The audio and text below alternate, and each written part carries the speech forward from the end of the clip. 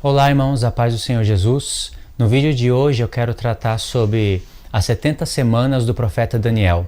Esse vídeo, na verdade, ele vai ser uma continuação de um vídeo que eu tenho feito, que está no canal. Tá em 4 partes o vídeo. Chama A Besta que Era, Não É, Mas Aparecerá, e trata do arrebatamento. Na parte 4 desse vídeo, eu disse que ia ter uma continuação. E na verdade eu quero continuar através desse vídeo. Mas se você não assistiu às 4 partes, né, que eu falo do profeta Daniel e de Apocalipse, você pode começar por esse vídeo, que eu vou repetir algumas informações que eu dei naquele vídeo, eu vou repetir nesse vídeo. Aí depois você pode assistir o outro. Agora, se você assistiu primeiro esse de 4 partes, aí fica melhor ainda, porque vai ficar mais fácil para se entender. Nesse vídeo eu vou ter que repetir algumas informações do vídeo passado, e algumas coisas que eu vou estar falando, eu vou ter que repetir elas algumas vezes. Então é preciso de paciência para assistir esse vídeo. Principalmente se você é adventista do 7º dia, se você é católico e já tem uma interpretação das 70 semanas. E se você não conhece muito sobre esse assunto, eu vou dar aqui vários motivos para que você passe a estudar esse assunto todos os dias. As 70 semanas do profeta Daniel é um assunto que engloba as 2.300 tardes e manhãs e também os 1.290 dias e os 1.335 dias. As 70 semanas engloba tudo isso. Então eu tenho feito também uma pesquisa no YouTube para ver como a população aí dos estudantes da Bíblia estão interpretando essas profecias. Então eu passei por algumas interpretações evangélicas, passei por algumas interpretações católicas e também passei por algumas interpretações dos adventistas do 7º dia, e fazendo uma análise em todas essas interpretações, a interpretação que eu achei mais absurda, mais desconectada da lei dos profetas é a interpretação dos adventistas do 7º dia. Eu encontro erro na interpretação dos judeus messiânicos, que é uns vídeos que tem no YouTube da Congregação Nova Israelita, e também encontro erros na interpretação católica, mas os erros mais grosseiros tá na interpretação dos adventistas do 7º dia. Eles que se julgam a igreja verdadeira na terra e se julgam ter o espírito de profecia. Infelizmente, seguiram o erro da Ellen White e não conseguem enxergar mais nada além dos escritos errôneos dela. Ela errou muito ao discorrer da profecia das 70 semanas. Deus mostra na sua palavra que é a profecia mais importante da Bíblia. É claro que para entender ela precisa da lei, precisa do salmo, dos profetas, precisa de entender as festas, o ministério do sumo sacerdote no tabernáculo. Eu vou explicar o porquê é preciso de entender tudo isso. Então ela se torna a profecia mais importante da palavra. Essa profecia ela é tão importante que o diabo se colocou literalmente contra essa profecia para que o sentido real, o entendimento dessa profecia não chegasse até os filhos dos homens. E isso eu quero mostrar também no vídeo. Você só consegue entender isso quando você consegue entender o sentido real dela, quando você interpreta ela corretamente. É difícil demonstrar de uma vez só como os adventistas interpretam essa profecia junto com as 2.300 tardes e manhã, e como os judeus interpretam elas, e como os católicos interpretam elas. E tem alguns no meio evangélico que interpretam de várias maneiras. Então existem várias interpretações dessa profecia. E algumas erros grosseiros, em outras alguns erros. Não são todos que tem erros grosseiros, que interpreta tudo errado. Eu também posso estar errado em algum ponto. Até agora eu não tenho visto nada, né, do que eu tenho interpretado, nada para ser corrigido. Embora possa ter, se tiver eu vou corrigir isso no futuro, mas até agora a minha consciência está boa para poder falar sobre essas coisas. E se nós errarmos, a gente tem que fazer um ajuste e consertar aquilo que a gente pensava estar certo. A gente não pode se prender em doutrinas de homens, em revistinhas bíblicas das denominações, em coisas que a gente lê na internet, principalmente em doutrinas de homens. A igreja adventista do 7º dia, quem não crê nisso não é adventista. Assembleia de Deus, quem não crê dessa maneira não é assembleiano. Você tem que se desprender de todas essas coisas. Você tem que estar com a mente livre e com o coração aberto para você entender, se aprofundar nessas coisas. E eu sei mesmo que é difícil de entender, porque o próprio profeta Daniel, ele demorou para entender essas coisas. Deus deixa instruções tão maravilhosas através da vida do profeta Daniel, que não dá para falar tudo nesse vídeo, não vai dar para falar tudo em outros 2 ou 3 vídeos. É muita coisa. Inclusive, eu até recomendo que você assista alguns vídeos meus, nos quais eu falo das festas de Israel, das festas de Deus, e tento explicar através da lousa, através de um mapa mental. É necessário você conhecer as festas para interpretar corretamente a profecia das 70 semanas. As festas te calibram a tua mente, ela te ajusta para você interpretar corretamente as profecias. As festas, elas te dão o tempo correto das coisas. Por isso que Deus chama as festas dele de coisas solenes, de coisas sublimes. Bom, esse assunto eu tenho tratado ele nos meus vídeos. Se você quiser saber mais, você clica aí no link que eu vou deixar na descrição, ou até mesmo, se não tiver na descrição no momento, você entra no canal e procura os vídeos. Eles vão estar em uma lista de reprodução, fica fácil de assistir. Então você precisa anotar essas coisas que eu vou falar no vídeo para você fazer perguntas para os adventistas do sétimo dia, para os católicos, para judeus messiânicos, pessoas que interpretam que as 70 semanas já se cumpriram no tempo de Cristo. Você precisa anotar essas perguntas. Se você é adventista do sétimo dia, anota essas perguntas e repasse ela para os seus líderes. Analise qual vai ser a resposta que eles vão dar para essas perguntas.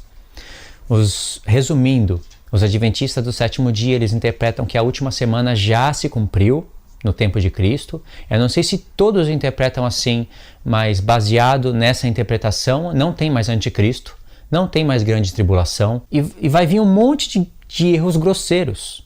Por exemplo, esse povo anuncia que o mundo não vai se encontrar com o anticristo, que a igreja não vai se encontrar com uma grande tribulação. Já por outro lado, os evangélicos creem que uma última semana Deus deixou ela para o final, coisas que os adventistas até zombam. Esses evangélicos creem que a última semana ficou para o final, no tempo da grande tribulação.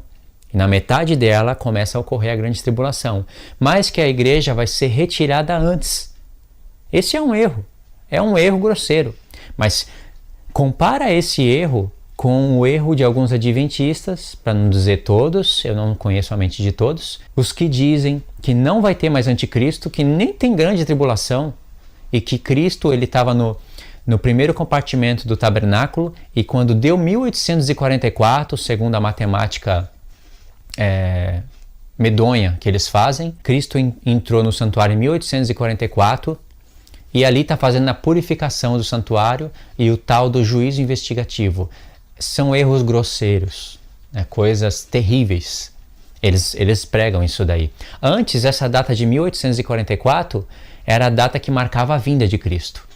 Quando vocês estudarem isso na internet, vocês vão ver. Como Cristo não veio nessa data, então essa data passou a ser reinterpretada para então uma entrada futura de Cristo no Santo dos Santos. Você tem que guardar na cabeça 7 pontos, os quais tem que estar confirmado quando as 70 semanas se cumprirem. Esses 7 pontos têm que estarem confirmados. E você só entende eles quando você entende as festas de Deus. Daniel 9, a partir do verso 25, diz o seguinte: sabe e entende, desde a saída da ordem para restaurar e para edificar Jerusalém, até o Messias, o príncipe, 7 semanas e 62 semanas. As ruas e as tranqueiras se reedificarão, mas em tempos angustiosos, e depois das 62 semanas será tirado o Messias, e não será mais. E o povo do príncipe que há de vir destruirá a cidade e o santuário, e o seu fim será como uma inundação, e até o fim haverá guerra. Estão determinadas essas assolações. E ele firmará um concerto com muitos por 1 semana, e na metade da semana fará cessar o sacrifício e a oferta de manjares. E sobre as asas das abominações virá o assolador, e isso até a consumação. E o que está determinado será derramado sobre o assolador. Eu li a partir do verso 25, que mostra, que dá o período de quando começa a contagem dessas 70 semanas. E só aqui nessa leitura, Os adventistas conseguem se atrofiar em todos os seus pensamentos. Eu vou mostrar o porquê eles fazem isso. Verso 24. 70 semanas estão determinadas sobre o teu povo e sobre a tua santa cidade. O que os evangélicos falam? Sobre o teu povo, Daniel. Então está falando só para judeu. E sobre a tua santa cidade, que é Jerusalém. Não está falando de outras nações, porque está escrito sobre o teu povo e sobre a tua santa cidade. Qual é o objetivo? 1. Para fazer cessar a transgressão. 2. Dar fim aos pecados. 3. Expiar a iniquidade. 4. Trazer a justiça eterna. 5. Selar a visão. 6. Selar a profecia. 7. Ungir o santo dos santos. Quando você conseguir explicar esses 7 pontos, isso quer dizer que você está entendendo sobre as 70 semanas do profeta Daniel. Quer dizer que quando se cumprir as 70 semanas, todos esses pontos têm que estar confirmados. Agora, o que significa para você ungir o santo dos santos? Se você não vai na lei buscar isso, se você não conhece o que é a Arca da Aliança, o ministério dela, o que o sumo sacerdote faz com ela, qual é o propósito da Arca da Aliança, você não vai entender isso daqui. Aí você pode perguntar, mas aonde está falando de Arca da Aliança aí?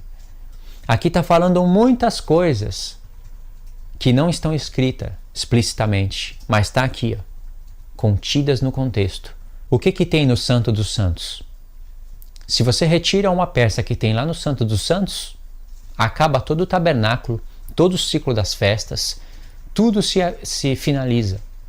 Porque a Arca da Aliança, ela é a mente e o coração da aliança, como eu tenho explicado nos demais vídeos. Sem a Arca da Aliança não tem expiação dos pecados. Não tinha, né, expiação dos pecados. E segundo a lei de Deus, o povo não poderia ir para a festa dos tabernáculos se não tivesse os pecados expiados. E a expiação dos pecados, vamos deixar assim, era a sexta festa, preparando o povo para ir para a festa dos tabernáculos, a 7ª, para eles irem para lá justificados, tendo justiça, paz e alegria, que na festa dos tabernáculos, no tempo da antiga aliança, não era justiça eterna, paz eterna e alegria eterna. Então você vê que aqui o Santo dos Santos está relacionado com a arca. E quando você olha para a arca, o propiciatório e a arca, no livro da lei, elas formam uma só peça. Então todas essas informações estão contidas aqui. E esse é o 7º ponto. Se você vai para o 6º e para o 5º, diz profecia e visão. Selar a profecia e a visão. Que visão e que profecia? Para você entender isso, você precisa ter todo o contexto do profeta Daniel na mente. Porque Daniel teve 4 visões. E essas 4 visões são profecias. Mas aqui fala de visão no singular e de profecia no singular. Se você vai para o 4º ponto, que é a justiça eterna. Justiça eterna não é uma justiça temporária, é uma justiça eterna. Se isso já se cumpriu no tempo de Cristo, o que você vai dizer da Primeira e da Segunda Guerra Mundial? Sem contar as guerras que vêm acontecendo desde Cristo para cá, cada vez em alto nível. Os pecados aumentam cada vez mais. A transgressão, a iniquidade aumenta cada vez mais. Que justiça eterna é essa? Só por causa desse ponto, já seria motivo suficiente para falar que as 70 semanas não se cumpriram ainda. Porque no final das 70 semanas isso tem que estar confirmado. Não está falando de justiça temporária, está falando de justiça eterna. E aqui que vem a meditação. Justiça eterna só pode vir em um reino eterno. E Apocalipse mostra qual é o tempo da vinda desse reino eterno. E isso não mostra só em Apocalipse. Em Apocalipse confirma com clareza. É no toque da última trombeta, que eu vou explicar depois, já tenho explicado bem resumidamente nos vídeos anteriores. Inclusive esse da besta que era e não é, falando do arrebatamento também, embora não toquei no assunto do arrebatamento, eu falei sobre essas coisas e falei um pouquinho sobre a 7ª trombeta. No livro da lei, nos profetas, mostra qual é o tempo do Messias passar a reinar. E aqui você está vendo justiça eterna, certo? Mas você não está vendo aqui escrito paz eterna, não é verdade? Mas quem pode dizer que aonde habita a justiça eterna, não habita a paz eterna? Aonde habita a justiça eterna, habita a paz eterna. Não está escrito aqui, literalmente, mas está contido nessa expressão justiça eterna. E aonde habita a justiça eterna, habita a alegria eterna. Ou Alguém vai dizer que onde habita justiça e paz eterna não habita alegria eterna? Habita a alegria eterna. E o profeta Isaías mostra qual é o tempo no qual a alegria eterna vai tomar conta do povo de Deus. Por isso que eu digo, é preciso ter a mente ligada com os profetas para se interpretar isso. E aqui você está vendo um reino. Porque aonde não tiver mais transgressão, pecado, a iniquidade do povo tiver espiada, onde habitar a justiça eterna, selar a visão e a profecia e ungir o Santo dos Santos, você vê um reino aqui. Isso é só no reino de Cristo. E o reino de Cristo já foi representado e ilustrado na festa dos tabernáculos. Por isso que é importantíssimo entender as festas. Nas festas dos tabernáculos, o povo tinha justiça, tinha paz e tinha alegria, mas não era eterna, porque acabava o ciclo do ano, né, das festas, e aí se reiniciava novamente Páscoa, asmos, primícias, Pentecoste, trombetas, expiação e tabernáculos. E no próximo ano, novamente. Então não era uma justiça eterna. Mas essas coisas apontavam para uma justiça, para uma paz e para uma alegria eterna. Se você medita nas festas, aí que você consegue entender mais ainda. Eu já tenho falado isso nos vídeos passados, eu vou tentar passar a informação agora de maneira resumida. A Páscoa marca a data da saída do povo de Israel do Egito. E Deus deu a lei, futuramente, para eles celebrarem a festa das primícias e a festa dos tabernáculos, as quais festas só poderiam ser inauguradas na terra de Canaã, porque o deserto é uma terra que não se semeia, está escrito em Jeremias 2. Eles tinham que entrar na terra, por isso que Deus fala, quando vocês entrarem na terra, que é a vez de possuir, Deus fala para eles trazerem as primícias dos frutos da terra, daí vai tirar a coleta do dízimo, e aí é a festa das primícias. E até na festa dos tabernáculos, que só podia ser inaugurada lá, precisava dos frutos da terra. E tinha primícias também na festa dos tabernáculos. Então, você vê que o povo estava debaixo de uma escravidão do faraó. E faraó é chamado de dragão. No livro de Ezequiel, acho que lá para o capítulo 31, 32, por 2 vezes faraó é chamado de dragão do mar. Faraó era a representação do diabo, oprimia o povo. Deus fala, eu vos tirei da fornalha de fogo acesa. Deus tirou eles com poder e sinais, levou eles até o monte Sinai. E depois de 49 dias, depois de 7 vezes 7 semanas, no dia 49, Deus casou com o povo. E no dia 50, que é conhecido como Pentecoste, ali houve um selamento da aliança, da primeira aliança. Esses detalhes também eu quero ensinar todos eles, para você ver o poder das festas. Você só consegue enxergar isso quando você lê com muita atenção e conhece as festas de Deus. Então, eles chegaram lá no Sinai, casaram com Deus, receberam mandamentos, ocorreu ali um monte de coisas que vai englobar transgressão, juízo de Deus, perdão, um monte de eventos aconteceram ali. O que importa é conhecer que eles não tinham terra, Deus deu a terra para o povo. Eles não tinham plantações, não poderiam comer dos seus próprios frutos, não eram livres, estavam debaixo de uma escravidão maligna. E Deus libertou eles e prometeu que se eles obedecessem à lei dele, Deus seria inimigo dos inimigos deles.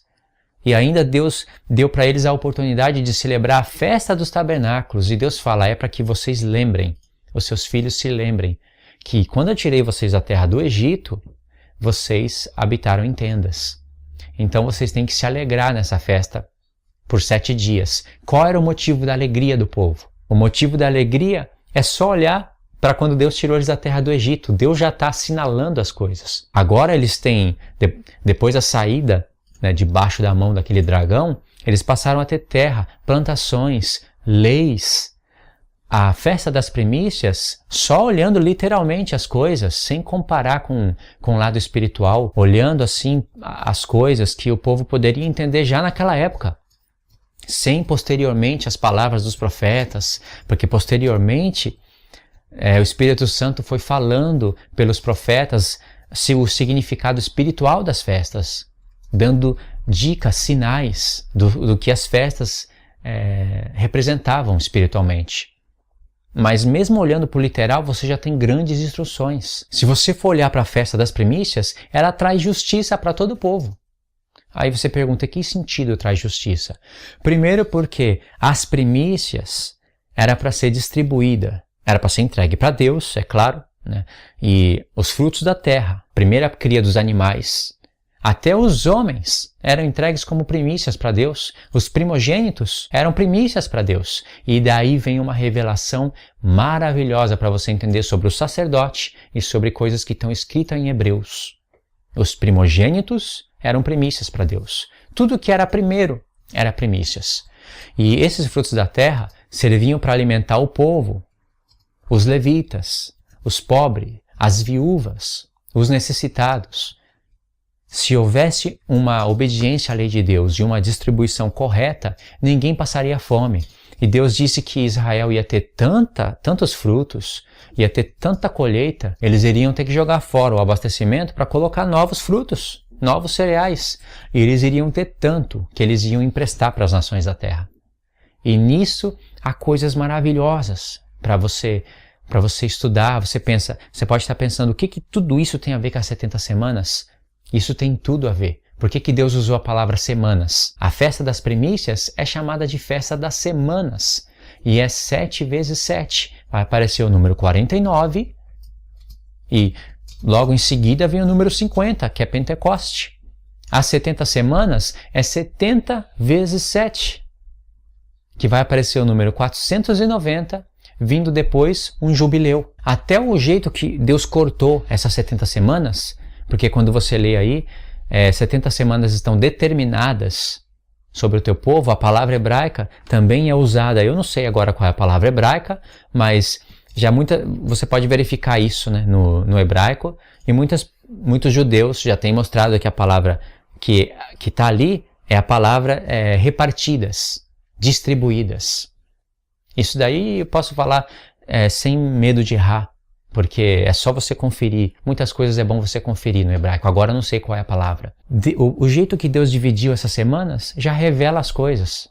Você vê que são 70 semanas. Deus usou a expressão semanas para o povo se lembrar da festa das primícias e das semanas de anos. E o jeito que ele cortou, o primeiro corte que ele deu em 70 semanas foi 7. 7 semanas e depois 62. Por que Deus deu um corte justo em 7 semanas? 7 semanas, 7 vezes 7, igual 49. Já faz lembrar a festa das primícias. Mas como Deus estava falando de semanas proféticas, então já aparece 7 vezes 7 semanas de anos, dando 49, não dias literais, mas 49 anos. E isso aponta para as primícias. Conectado com as 70 semanas, você vê que você precisa das festas. Então, voltando um pouquinho no assunto da justiça, essa lei traria justiça para todo o povo, porque se todo o povo tem alimento, eles têm como agradecer a Deus, têm como retribuir para Deus, e esse alimento sustenta todos. Por isso que Deus fala, eu vou abrir a janela dos céus e vou mandar bênção sem medidas.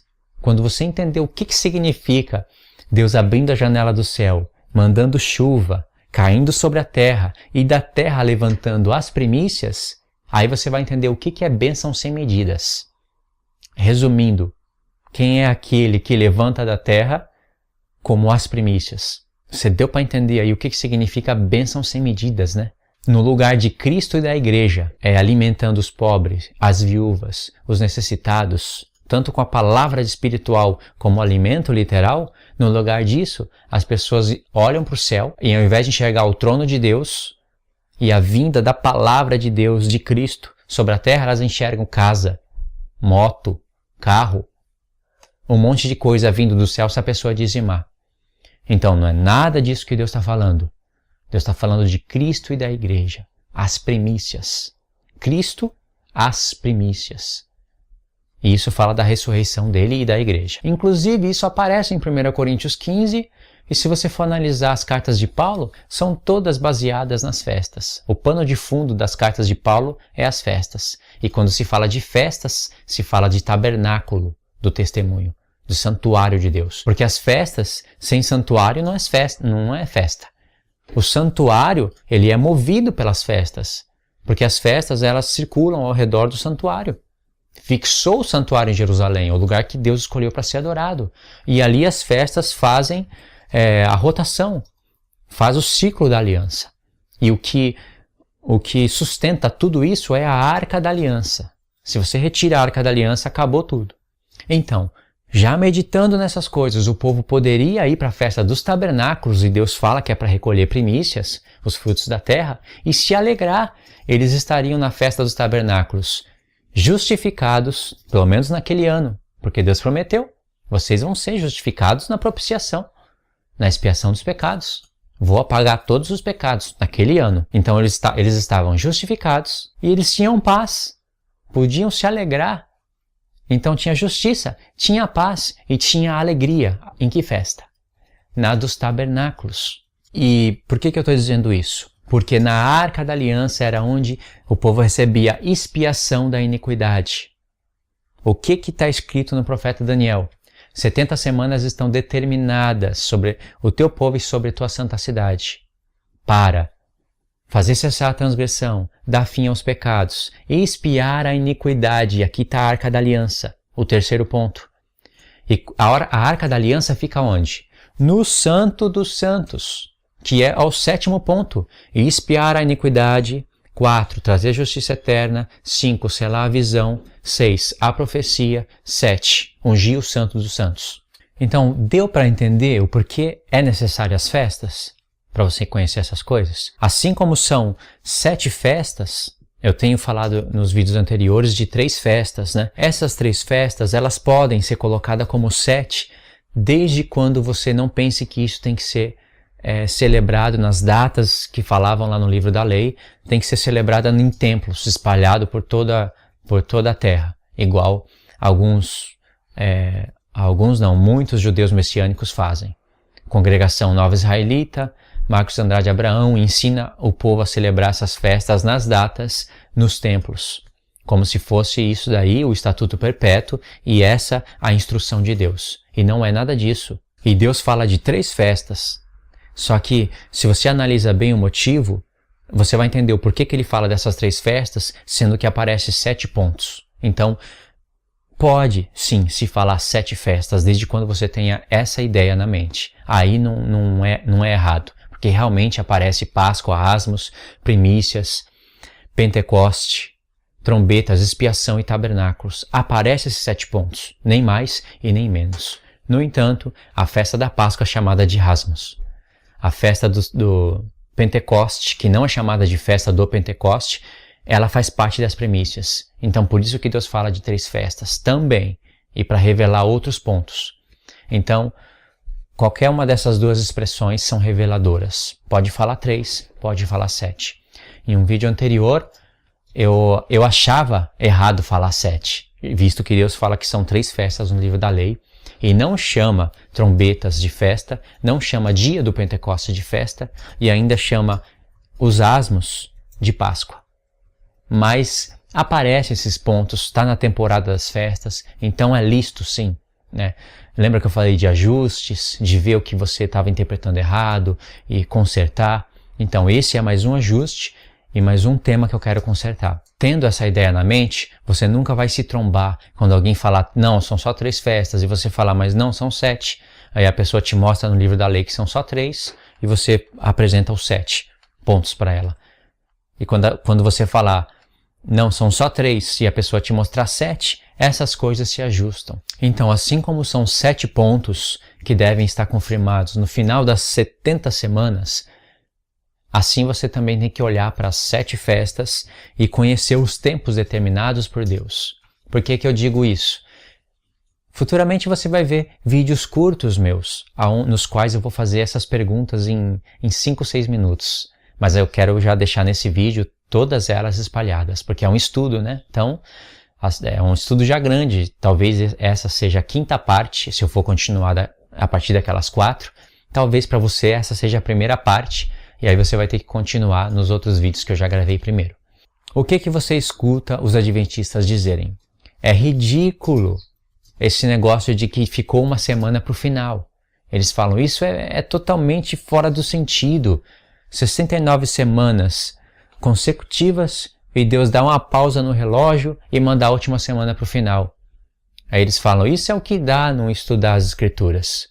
Eles dizem isso. E em cima disso, eles falam, e os judeus messiânicos também afirmam, eles falam, e se não existe uma última semana para o final, grande tribulação e anticristo também já passou. Vocês não precisam ficar com medo da palavra de Deus. Vocês não precisam ficar com medo dessas profecias. Isso eles dizem. Agora, Deus já conhecia isso. Já lá no tempo em que Deus, antes da fundação do mundo, na verdade, mas quando Deus dava o tempo das festas, ele já conhecia tudo que ele haveria de fazer, planejar com as 70 semanas, todos os que iriam estudar e os que iriam interpretar. Deus conhecia o coração de todos e já armou ciladas, armadilhas, para pegar tantos as pessoas que se dizem mestres, mas não são, e também para pegar pessoas que se opõem totalmente contra a revelação de Deus, né? Conhecido como as pessoas que têm o espírito do anticristo. Vamos fazer uma análise rápida e uma lógica rápida. Se você não precisa conhecer tudo o que se faz nas festas, todos os pontos, embora é necessário você conhecer isso para você entender o que é a oferta de manjares, que ela é cortada. Mas para você entender isso, não precisa conhecer tudo. Vai pela lógica. A Páscoa marcava a saída do povo da terra do Egito. Páscoa, eles passavam pelos asmos, pelas primícias, Pentecoste, tudo com significado, tanto naquela época, né, literal, como espiritual. Por isso que eu digo, é assunto longo e maravilhoso ao mesmo tempo. Passavam pelas trombetas, pela expiação dos pecados, e vinha a festa dos tabernáculos. Né? Pela lógica, começa na Páscoa e acaba nos tabernáculos. E estudando as palavras dos profetas, Deus deixou alguns textos para você entender que os tabernáculos fala do milênio. Por exemplo, o profeta Zacarias, Deus fala assim, lá, todas as nações que restarem do cerco contra Jerusalém, as que restarem, subirão de ano em ano a Jerusalém para celebrar a festa dos tabernáculos. Olha, isso só é possível, nunca aconteceu antes na história, só é possível no reino de Cristo. E agora, o que seria essa festa dos tabernáculos? E por que Deus fala justo da festa dos tabernáculos ali? Ele fala justo a festa só dos tabernáculos para você entender que ela se realiza no milênio. Para você conectar tabernáculos com o milênio. Porque quando que todas as nações vão cercar contra Jerusalém, e aí Deus vai punir essas nações e vai ter um restante delas, né, que não subiram contra. Isso é só no final do tempo, no fim do tempo, quando tiver para se findar a história dessa humanidade. E aí Deus fala, e as que restarem, e as nações que restarem, terão que subir em Jerusalém para adorar o rei, celebrar a festa dos tabernáculos. E se a família dos egípcios não quiser celebrar a festa, Deus não vai mandar chuva sobre elas. Aí tem muita revelação também.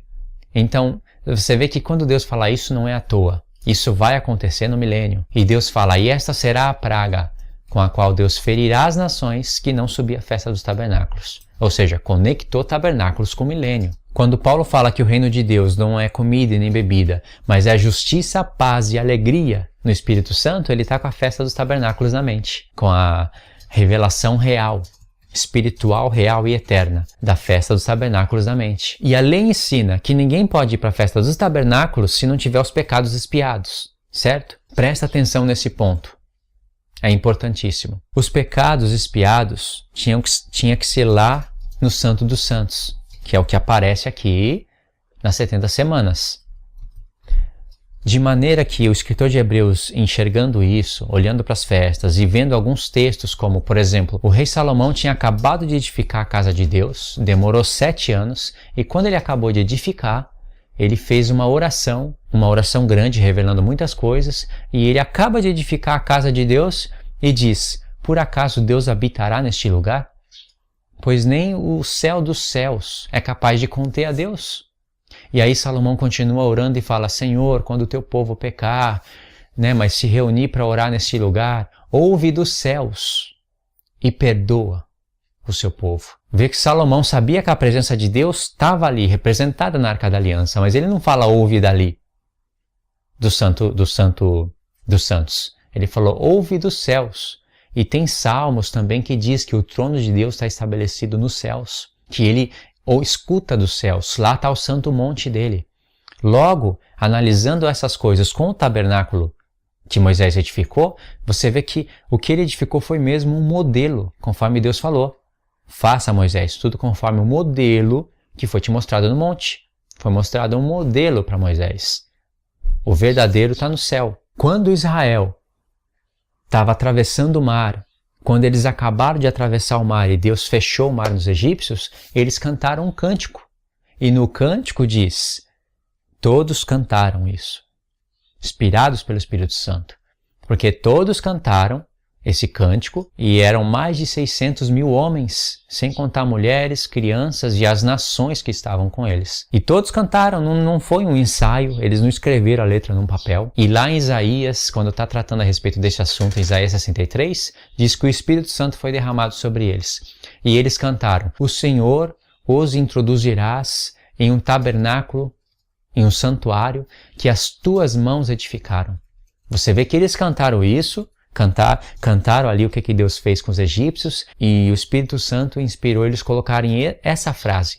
O Senhor os introduzirás em um tabernáculo que as tuas mãos edificaram. Em um santuário, mas santuário e tabernáculo é a mesma coisa. Mas aonde eles foram introduzidos? Eles foram introduzidos em um santuário que as mãos deles mesmos edificaram, segundo o modelo. Então era uma figura, uma representação. A glória de Deus estava representada na Arca da Aliança. A Arca da Aliança não é capaz de representar a glória de um Deus que não pode ser contido nem pelos céus. Um caixote de madeira revestido de ouro não representa totalmente a glória de Deus e acho que nem parcialmente representa a glória de Deus. É só uma representação mínima para que o povo entendesse as coisas espirituais futuramente. Se o Santo dos Santos era a figura do céu, e isso está escrito em Hebreus 9, e o sumo sacerdote representava a Cristo, você vê que ao introduzir a epístola, o escritor de Hebreus fala, tendo Cristo feito a expiação dos pecados, assentou à destra de Deus. Você vê que expiação dos pecados é o sexto ponto, a sexta festa. E logo em seguida vem tabernáculos. E a expiação dos pecados é feita no propiciatório. E Cristo é revelado no Novo Testamento como a nossa propiciação. O nosso propiciatório. E o propiciatório no livro da lei faz uma só peça com a Arca da Aliança. Ou seja, eles estão falando, Cristo é a Arca da Aliança. Ele é o Santo dos Santos. Porque aquele lugar chamado de Santo dos Santos não é Santo dos Santos se não tem a Arca da Aliança. E a Arca da Aliança é Cristo. Paulo fala em Romanos 3,25, João fala em 1 João 2 e em 1 João 4. Ele é a propiciação pelos nossos pecados. Ou seja, está apontando para Cristo e dizendo, ele é o propiciatório. O propiciatório era a figura dele. Ele é a realidade. Ele é a nossa arca. E tem mais versos para você entender isso. Por exemplo, o Salmo 95 e o Salmo 40. Salmo 40 e Salmo 95. E tem mais versos ainda. Então, a entrada do sumo sacerdote no Santo dos Santos para expiar os pecados do povo representava a entrada de Cristo nos céus. E isso está em Daniel 7. O Filho do Homem, que é o sumo sacerdote eterno, ascendendo aos céus. Quando o Filho do Homem ascende aos céus e vai até o trono do Ancião de Dias, lá ele escuta, assenta-te à minha direita, até que eu ponha todos os teus inimigos por debaixo dos teus pés. E no mesmo salmo diz, jurou o Senhor e não se arrependerá, tu és sacerdote eterno, segundo a ordem de Melquisedeque. Então, o Filho do Homem, ascendendo aos céus e indo até o Santo dos Santos, o verdadeiro, isso estava representado na entrada do sumo sacerdote, quando entrava na sexta festa para expiar os pecados do povo. E se a entrada do sumo sacerdote para expiar os pecados do povo representada a entrada do verdadeiro sumo sacerdote nos céus, o que representaria então a saída do sumo sacerdote do templo? A vinda de Cristo. E de fato, quando o sumo sacerdote saía do templo, ele se encontrava com o povo. E havia alegria no povo, pelo fato deles terem o pecado expiado. E 5 dias depois, eles já iam para a festa dos tabernáculos. Agora presta atenção no que Deus armou. Quando você está lendo as festas, já com todo esse contexto na mente, você vai estar lendo Páscoa, Asmos, Primícias, Pentecoste, trombetas, expiação e tabernáculos. Tudo começa na Páscoa e acaba nos tabernáculos. Assim também, não é só na antiga aliança, na nova aliança, Cristo morreu justo no dia da Páscoa. É um novo começo para todos nós. E tudo acaba onde? No milênio, nos tabernáculos. No entanto, os adventistas reconhecem, e devem reconhecer mesmo, e os judeus também, que Cristo expiou os pecados do povo na cruz, não é? E a expiação é o 6º ponto. No entanto, Jesus ascendeu aos céus e não levou ninguém ainda para a festa dos tabernáculos. Ou seja, do 6º ponto até o 7º, já se passaram 2000 anos. Isso explica a pausa na semana 69, aonde vem o nosso sumo sacerdote, mas não se cumpre a última semana. Por quê? A última semana traz justiça eterna, e a justiça eterna é só num reino eterno. E o reino eterno, onde habita a justiça, a paz e a alegria eterna, estava representada nos tabernáculos. Eles poderiam dizer, e não só poderiam, como deveriam dizer, bom, as festas de Deus é uma coisa ridícula, porque as festas acontecem consecutivamente. Mas da 6ª festa para a 7ª, está um intervalo aí de quase 2000 anos. Expiou os pecados, mas cadê os tabernáculos? Então, as próprias festas de Deus se tornam o parâmetro para você interpretar as 70 semanas. Quem é que pode ir contra isso? Ninguém pode ir contra isso. Principalmente os judeus messiânicos, que tanto falam da Torá e das festas de não sei o quê, não podem ir contra isso. Por que seria ridículo Deus dar uma pausa na semana 69 e a última semana se cumprir no nosso futuro ainda? E não ser ridículo as festas irem passando por Cristo até a expiação e não vier os tabernáculos que está colado na expiação. Por que isso não seria ridículo? Você vê a mentalidade, a estrutura da mente deles?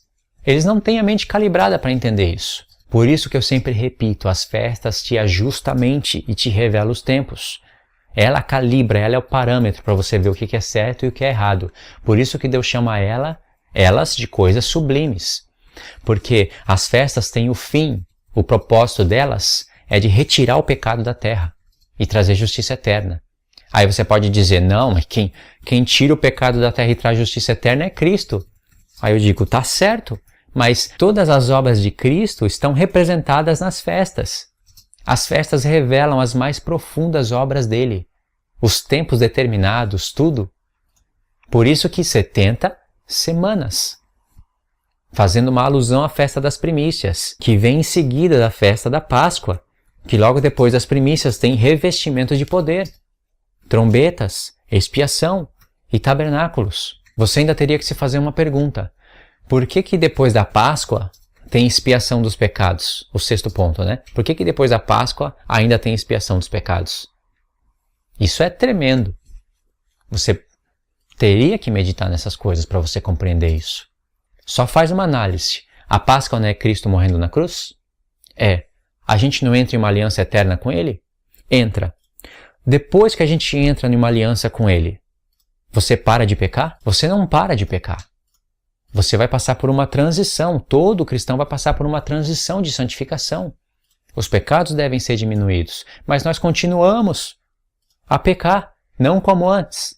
Não deveríamos como antes. Paulo fala, se vós ressuscitaste com Cristo, primícias, né, para viver então como digno disso. Em Colossenses 3 ele fala, se já ressuscitou com Cristo, então a vida de vocês está escondida com Cristo em Deus. Então aquele que rouba, não rouba mais. Aquele que mente, não minta mais. Tá vendo? Paulo escrevendo para a igreja.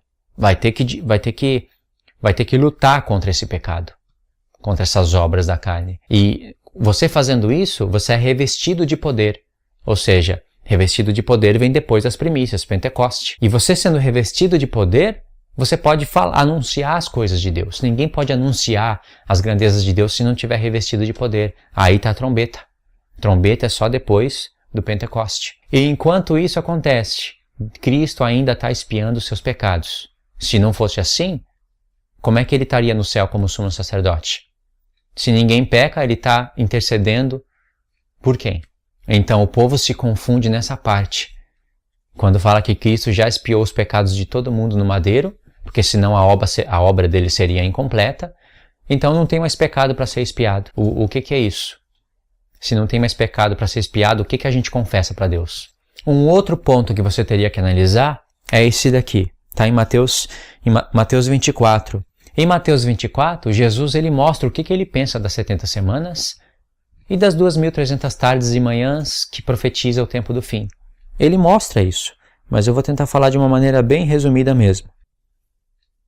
Mais uma vez, os adventistas do sétimo dia e os judeus messiânicos dizem que as 70 semanas já se cumpriu.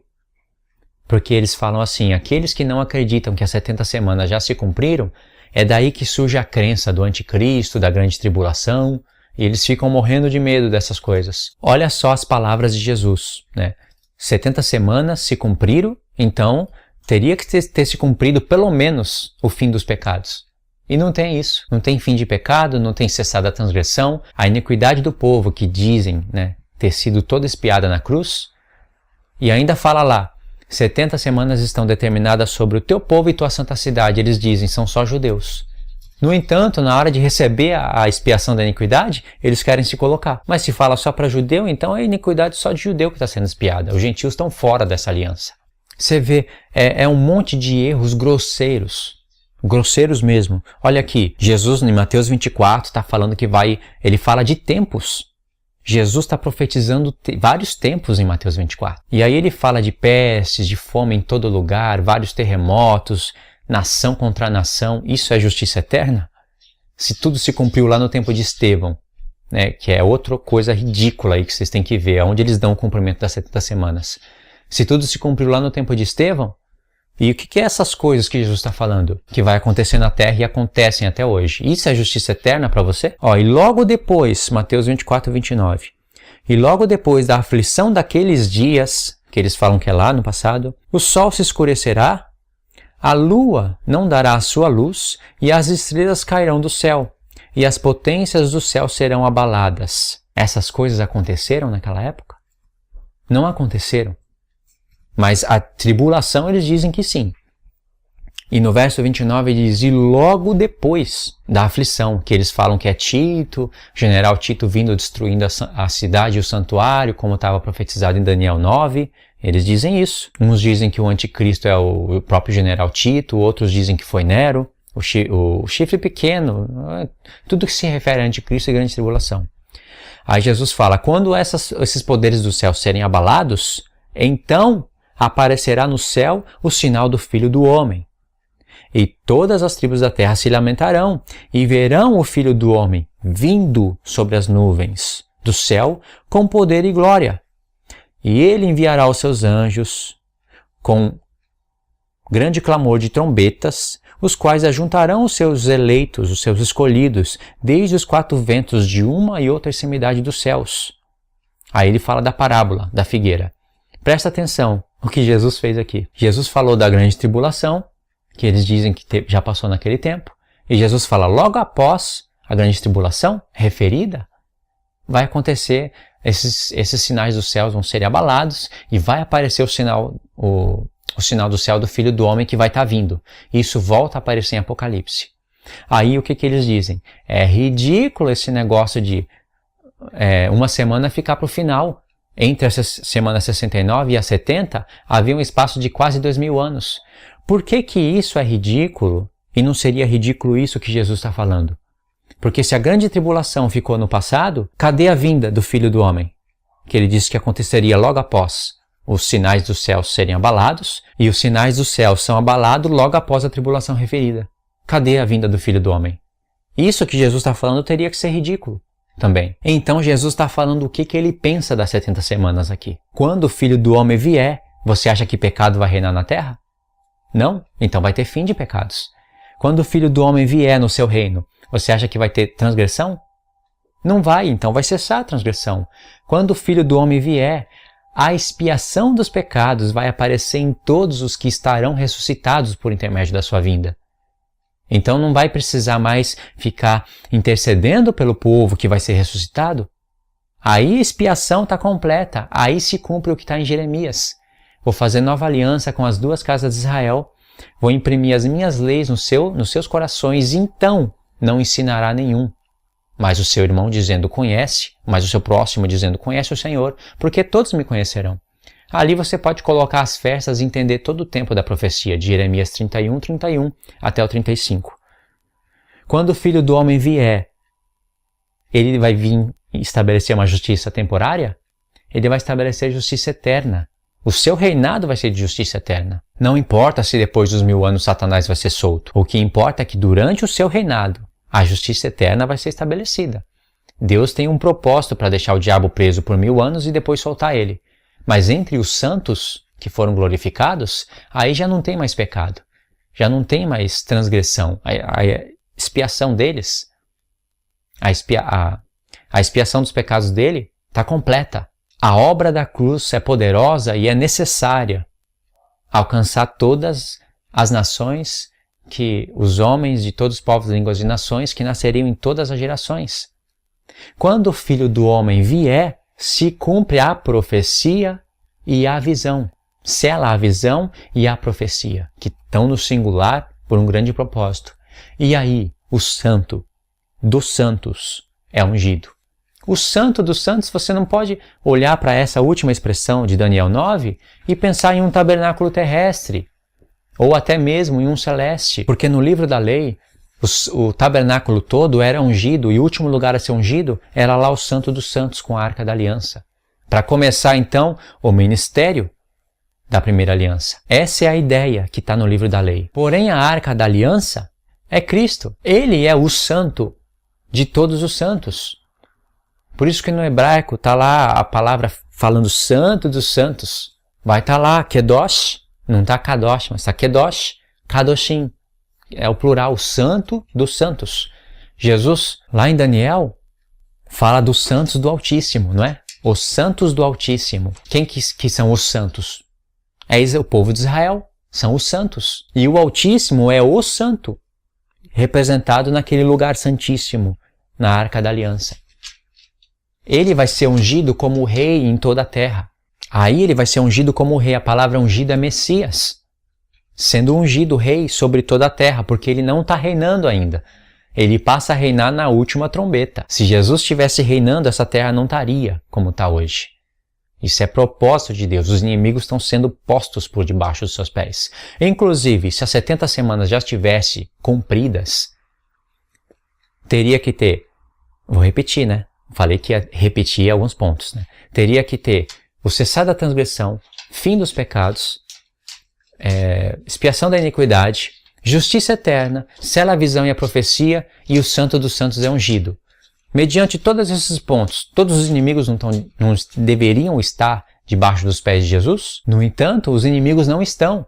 O escritor de Hebreus fala, olha, desde quando Deus sujeitou tudo debaixo dos seus pés, não deixou nada fora do seu domínio. Porém, não o vemos ainda. Por que ele fala que não vemos? Porque tem pecado, tem transgressão. O povo ainda que conhece a Cristo ainda tem iniquidade, está passando pelo processo de santificação. Jesus expia os pecados, nossos pecados todos os dias.